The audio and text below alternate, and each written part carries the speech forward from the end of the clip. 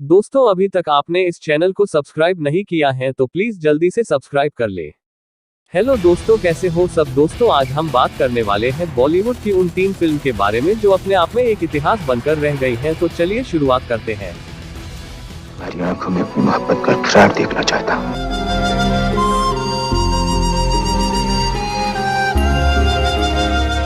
Hindi cinema की सबसे पहली शानदार और महंगी फिल्म मुगल-ए-आजम को बनाने में 14 साल लग गए और इस फिल्म की लागत तकरीबन 1.5 करोड़ बताई जाती है, जो उस समय के हिसाब से बहुत ज्यादा मानी जाती है।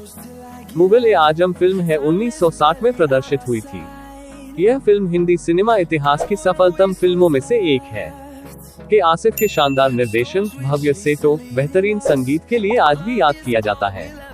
फिल्म में दिलीप कुमार, मधुबाला और पृथ्वीराज कपूर के किरदार आज भी क्लासिक माने जाते हैं। कहा जाता है कि भारी बजट खर्च करने की वजह से डायरेक्टर की आर्थिक स्थिति काफी बिगड़ गई थी। 1960 में बनी इस फिल्म का सेट उस दौर में अपनी भव्यता के लिए खूब चर्चा में रहा था।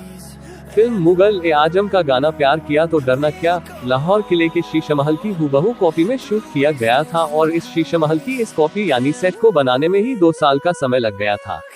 यह उस दौर में भारत का सबसे महंगा फिल्म सेट था, जिसे बनाने में करीब 15 लाख का खर्च आया था।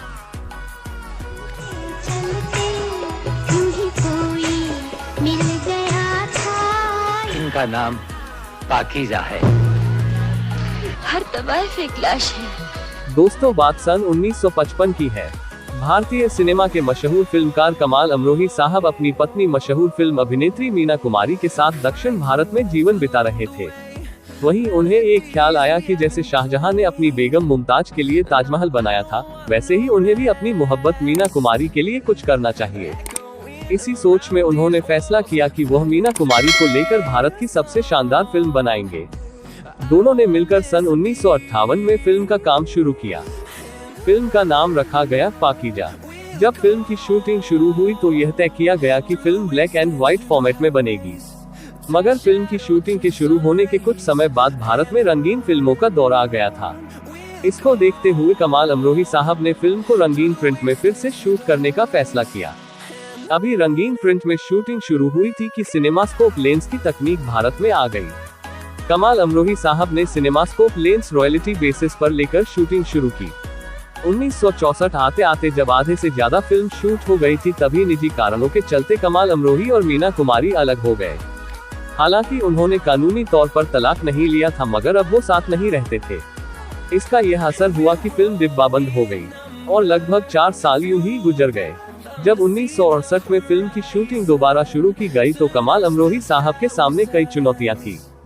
सबसे पहली चुनौती फिल्म की कास्टिंग और म्यूजिक को लेकर थी।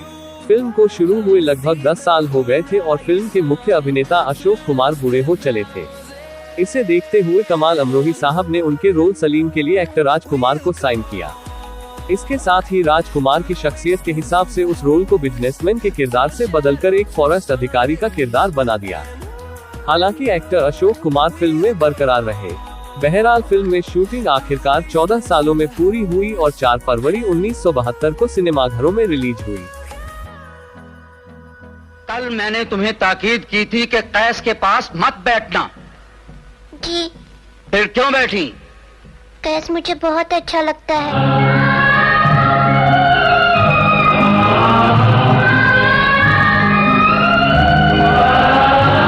हिंदी सिनेमा के इतिहास में एक ऐसी फिल्म भी है जिसको बनने में पूरे 20 साल से भी ज्यादा वक्त लगा।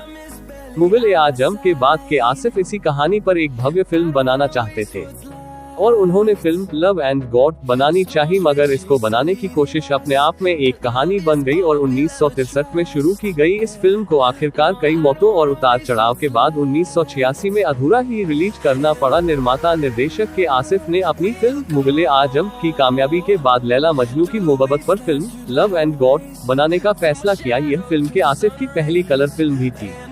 1960 में इस फिल्म के लिए गुरुदत्त और निमी को साइन किया गया। फिल्म का निर्माण जैसे ही शुरू हुआ, कोई ना कोई मुसीबत सामने आती ही रही। 10 अक्टूबर 1964 को अचानक गुरुदत्त का निधन हो गया, जिसकी वजह से फिल्म का काम बीच में ही अटक गया। गुरुदत्त के निधन के बाद के आसिफ ने संजीव कुमार को फिल्म में साइन किया और फिल्म की शूटिंग शुरू की। वहीं 1971 में फिर इस फिल्म पर एक और मुसीबत आई, जब फिल्म के निर्माता निर्देशक के आसिफ खुद ही दुनिया छोड़कर चले गए। के आसिफ के निधन के बाद ये फिल्म करीब डब्बे में बंद हो गई थी।